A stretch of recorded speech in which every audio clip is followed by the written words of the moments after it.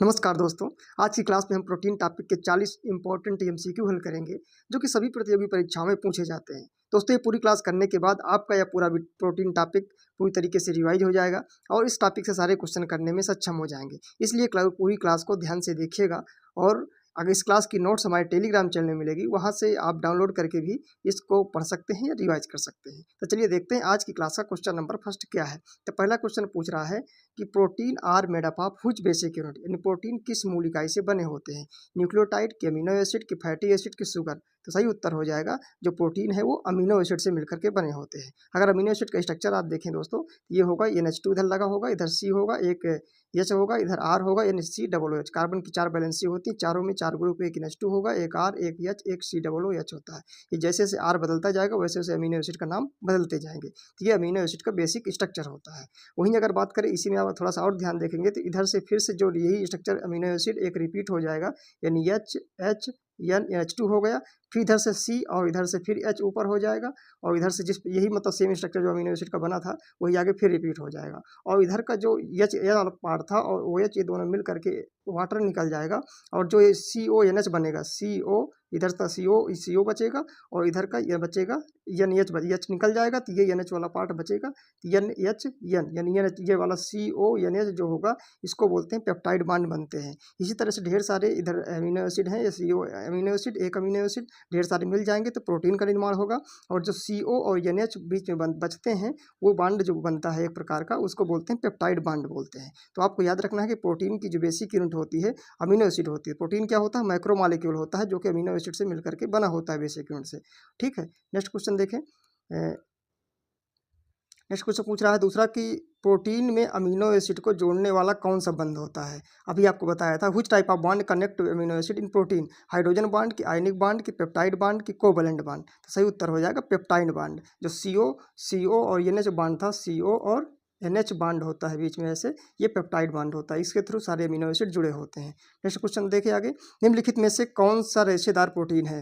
Which of the following is fibrous protein, haemoglobin की, keratin की, myoglobin की, insulin. तो सही उत्तर हो जाएगा जो केराटिन प्रोटीन होती है जो कि बालों में है और जो है नेल्स में, नाखूनों में पाई जाती है, वो केराटिन प्रोटीन कैसी होती है? फाइब्रस प्रोटीन होती है। वहीं हीमोग्लोबिन प्रोटीन की बात करें तो ये जो है जो कि ब्लड में पाई जाती है, जो RBC में पाई जाती है ब्लड में, तो वो हीमोग्लोबिन हो गई। मायोग्लोबिन मसल्स में पाई जाती है। इंसुलिन क्या होती है? ये प्रोटीन ऐसी होती है जो हार्मोन होता है इंसुलिन, जो कि पैनक्रियाज से बीटा सेल से निकलता है, जो कि ग्लूकोज लेवल को कंट्रोल करता है।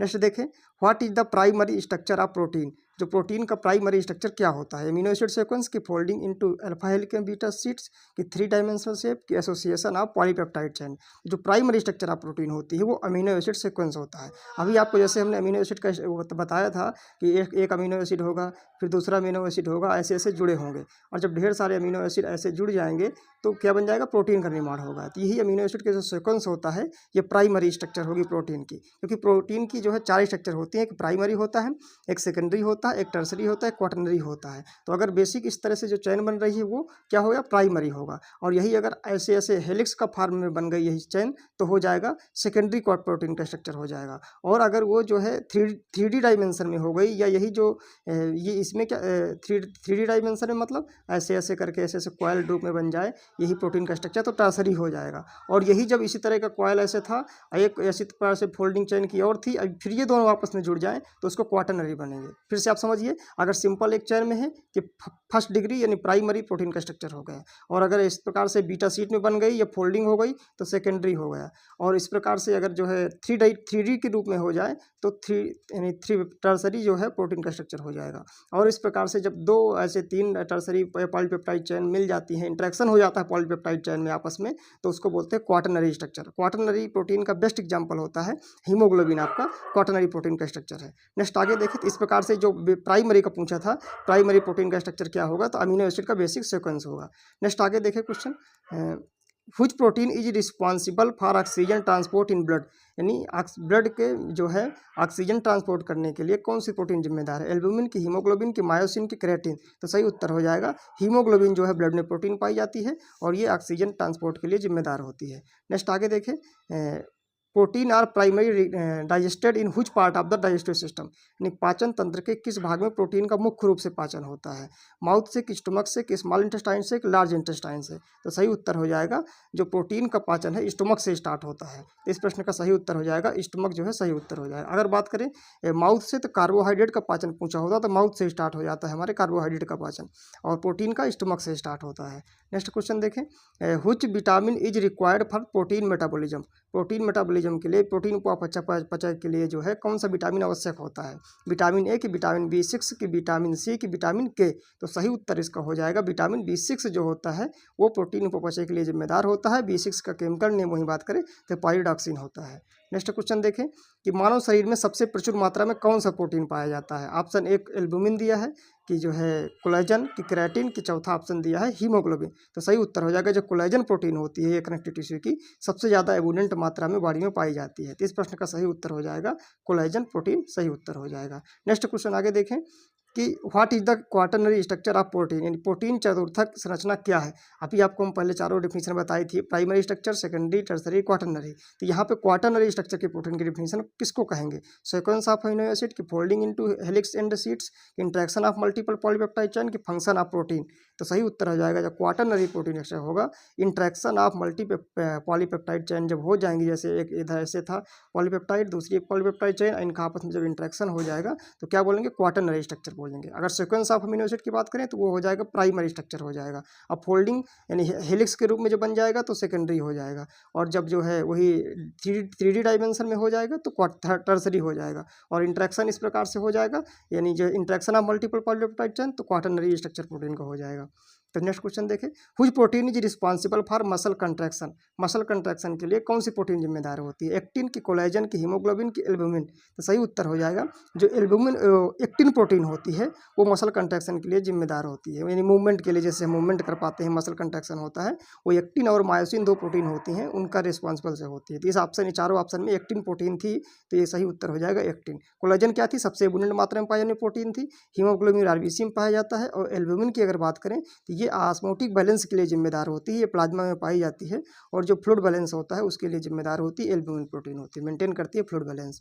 नेक्स्ट आगे देखें, डिनेचुरेशन ऑफ प्रोटीन आकर ड्यू टू, यानी प्रोटीन का डिनेचुरेशन होता है। अगर बात करें डिनेचुरेशन क्या है, यानी प्रोटीन का डिसरप्शन हो जाता है, प्रोटीन का विघटन। वे सेकेंडरी, टर्सरी, क्वाटरनरी जो प्रोटीन होती हैं उनका क्या हो जाता है? डिसरप्शन हो जाता है, विघटन हो जाता है अलग अलग गतिविधियों की एक्टिविटी करने के कारण। तो वही पूछ रहा है कौन सी एक्टिविटी करने के कारण जो है प्रोटीन का डिनेचुरेशन हो जाता है, विघटन हो जाता है? तो हाई टेम्परेचर, की पीएच चेंज, की केमिकल चेंज, की ऑल ऑफ द अबव? तो सही उत्तर हो जाएगा ऑल ऑफ द अबव, यानी हम टेम्परेचर बढ़ा रहे हैं या पीएच को परिवर्तन कर रहे हैं या रासायनिक कोई एजेंट का यूज कर रहे हैं, तो सभी से प्रोटीन का डिनेचुरेशन हो सकता है। प्रोटीन का डिनेचुरेशन प्राइमरी प्रोटीन जो होती है उसका डिनेचुरेशन नहीं होता, आपको ये भी याद रखना है। सेकेंडरी, टर्सरी, क्वाटरनरी प्रोटीन का ही डिनेचुरेशन होता है। नेक्स्ट क्वेश्चन देखें, which protein is found in hair and nails, यानी आपके बालों में और नखूनों में कौन सी प्रोटीन पाई जाती है? कोलेजन, की केराटिन, की एक्टिन, की मायोसिन? तो सही उत्तर हो जाएगा जो केराटिन प्रोटीन होती है वो बालों में और नखूनों में पाई जाती है। क्या ये देखो, आपका कोलेजन क्या था? मोस्ट एबुडेंट प्रोटीन थी, सबसे ज़्यादा पाई जाने वाली, और एक्टिन और मायोसिन ये दोनों मस्कुलर प्रोटीन होती है जो कि मूवमेंट के लिए जरूरी होती हैं। नेक्स्ट क्वेश्चन देखें, which test is used to detect protein in a sample? Sample में प्रोटीन का पता लगाने के लिए कौन सा टेस्ट होता है? 4 टेस्ट दिए गए हैं, इनमें से कौन प्रोटीन वाला टेस्ट है? बाईयूरेट टेस्ट, की बेंडिक्ट टेस्ट, की फेलिंग टेस्ट, की आयोडीन टेस्ट? तो सही उत्तर हो जाएगा जो बाईयूरेट टेस्ट होता है ये आपका प्रोटीन को पता लगाने के लिए टेस्ट होता है। वहीं बेंडिक्ट टेस्ट और ये फेलिंग टेस्ट, आयोडीन टेस्ट, ये सारे टेस्ट किसके लिए होते हैं? कार्बोहाइड्रेट का डिटेक्शन करने के लिए टेस्ट होते हैं, ठीक है, जैसे ग्लूकोज है उसके लिए। प्रोटीन का बायोरेट टेस्ट होता है। अगला क्वेश्चन देखें, what is the process of protein synthesis call?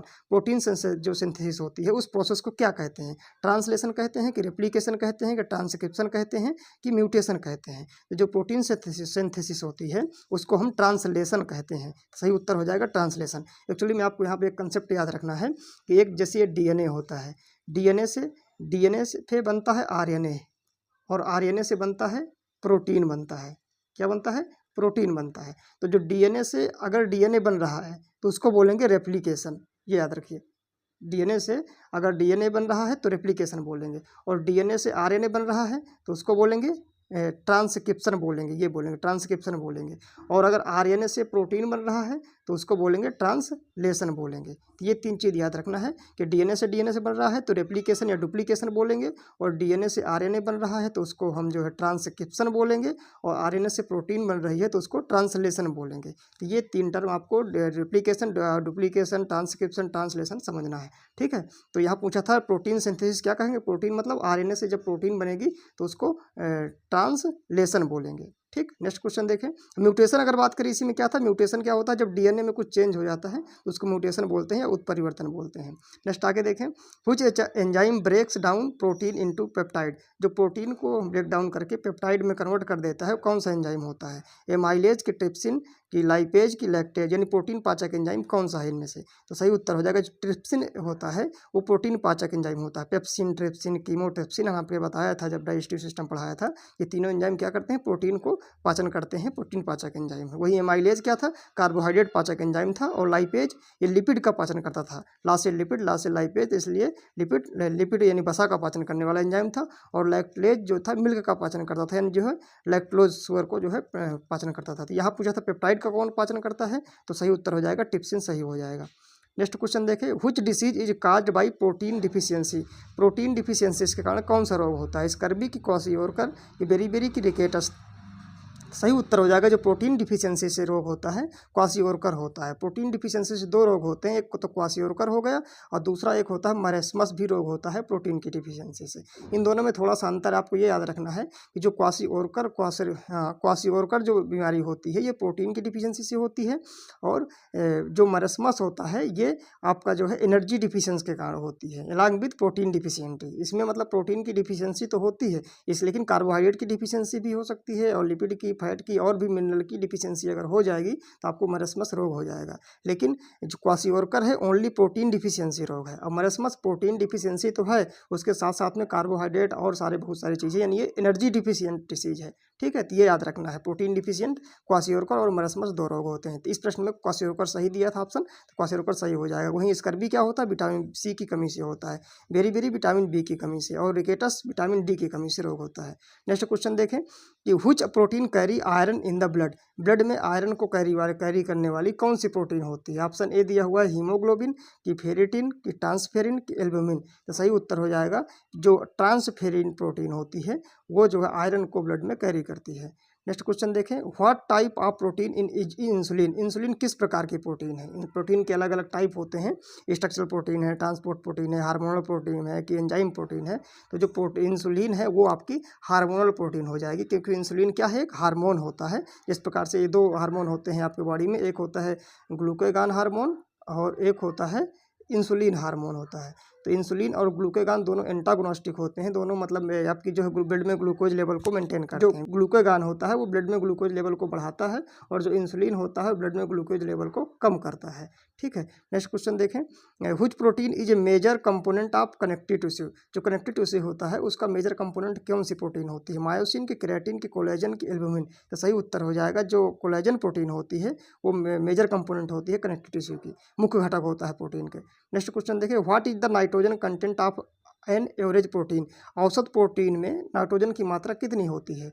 आपके जैसे प्रोटीन का स्ट्रक्चर बताया था, अमीनो एसिड बताया था, तो अमीनो एसिड ढेर सारे मिलकर प्रोटीन बनता है। तो प्रोटीन में नाइट्रोजन भी था, NH2 ग्रुप था ना उसमें, NH2, तो NH2 में नाइट्रोजन आ गया। तो नाइट्रोजन कितने परसेंट होता है, 6% के, 10% के, 16% के, 20%। तो सही उत्तर हो जाएगा 16% एवरेज नाइट्रोजन होता है प्रोटीन में।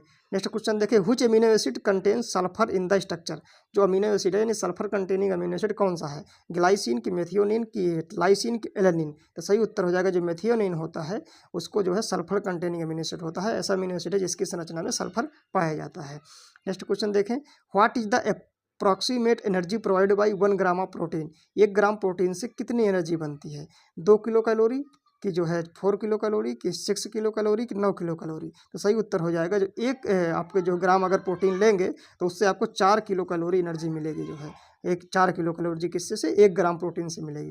नेक्स्ट क्वेश्चन देखिए। What is the function of albumin in the blood, जो एल्बुमिन है उसका फंक्शन क्या होता है, ऑक्सीजन ट्रांसपोर्ट करना, कि मेंटेनेंस ऑस्मोटिक प्रेशर, की क्लॉटिंग ऑफ ब्लड, की इम्यून रिस्पांस। तो सही उत्तर हो जाएगा एल्बुमिन जो होता है मेंटेन ऑस्मोटिक प्रेशर को मेंटेन करता है या फ्लूइड बैलेंस को मेंटेन करता है, एल्बुमिन प्रोटीन जो कि प्लाज्मा में पाया जाता है। नेक्स्ट क्वेश्चन देखें कि which protein store oxygen in the muscles. Oxygen में यानी मसल्स में ऑक्सीजन कौन स्टोर करता है, हीमोग्लोबिन की, मायोग्लोबिन की, एल्बुमिन की, एक्टिन। तो सही उत्तर हो जाएगा जो मायोग्लोबिन प्रोटीन होती है वो मसल में ऑक्सीजन कंटेन करती है। वहीं ब्लड में जो ऑक्सीजन आरबीसी में जो जिम्मेदार होता है, अगर उसके लिए पूछता ऑक्सीजन को कौन ट्रांसपोर्ट करता है तो हीमोग्लोबिन हो जाता है।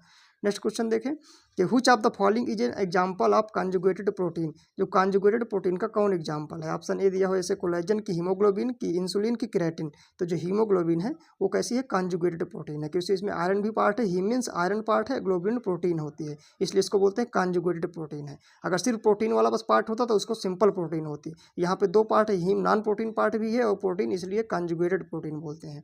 नेक्स्ट क्वेश्चन देखें which protein regulates blood sugar level. Blood sugar level को कौन सी प्रोटीन रेगुलेट करती है, अभी आपको इसी क्लास में हम बता चुके हैं। कौन सा, ग्लूकेगान होगा कि इंसुलिन होगा कि जो है एल्बुमिन होगा कि जो है हीमोग्लोबिन होगा। तो जो ब्लड शुगर लेवल रेगुलेट करती है वो इंसुलिन प्रोटीन होती है, क्योंकि अगर ब्लड में शुगर लेवल बढ़ा हुआ है, अगर हम इंसुलिन के इंजेक्शन जैसे लगा देते हैं तो शुगर लेवल घट जाता है।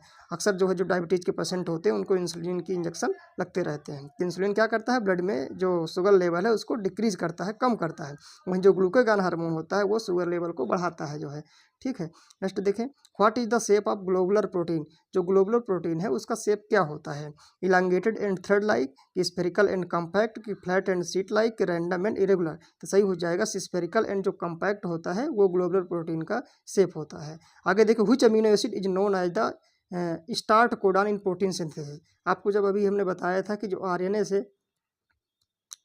प्रोटीन बन रही थी, आरएनए से प्रोटीन बन रही थी, इस प्रोसेस को क्या बोल रहे थे, इस प्रोसेस को बोल रहे हैं ट्रांसलेशन। जो वही पूछ रहा है, जब ट्रांसलेशन की प्रक्रिया होती है प्रोटीन सिंथेसिस की, उसमें स्टार्ट कोडान होता है। उस स्टार्ट कोडान को क्या बोलते हैं, मेथियोनिन बोलते हैं कि ग्लाइसिन बोलते हैं कि सीरीन बोलते हैं कि एलेनिन बोलते हैं। तो सही उत्तर हो जाएगा उसको मेथियोनिन बोलते हैं और उसी को स्टार्ट कोडान कहते हैं, क्योंकि यहीं से कोडिंग जो है स्टार्ट होती है जिससे प्रोटीन का निर्माण होता है।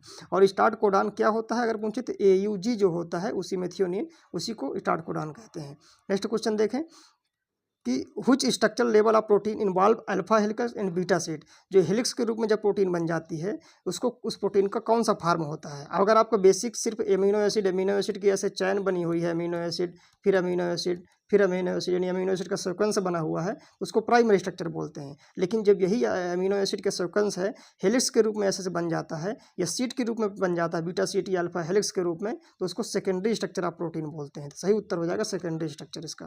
नेक्स्ट आगे देखें which of the following protein was first sequenced by Frederick Sanger. जो फ्रेडरिक सेंगर नाम के वैज्ञानिक थे, उन्होंने कौन सी प्रोटीन जो है पहली सीक्वेंस किया था या डिस्कवर किया था, मायोसिन की, इंसुलिन की, मायोग्लोबिन की, हीमोग्लोबिन। तो सही उत्तर हो जाएगा इंसुलिन प्रोटीन को फ्रेडरिक सेंगर ने बनाया था जो है। ठीक है, आगे नेक्स्ट क्वेश्चन देखिए which of the following is an essential amino acid. Essential amino, दो प्रकार के अमीनो एसिड होते हैं, आप थोड़ा सा यहाँ समझ लीजिए। अमीनो एसिड दो प्रकार के होते हैं, एक इसेंशियल अमीनो एसिड, एक नॉन इसेंशियल अमीनो एसिड। तो जो इसेंशियल अमीनो एसिड होते हैं वो 20 होते हैं और जो नॉन इसेंशियल होते हैं वो 10 होते हैं और जो नॉन एसेंशियल होते हैं वो भी 10 होते हैं, क्योंकि पूरे टोटल कितने होते हैं अमीनो एसिड, 20 अमीनो एसिड से मिलकर के अल्फा अमीनो एसिड से प्रोटीन बनी होती है। जो 20 और 10 होते हैं एसेंशियल, 10 नॉन एसेंशियल।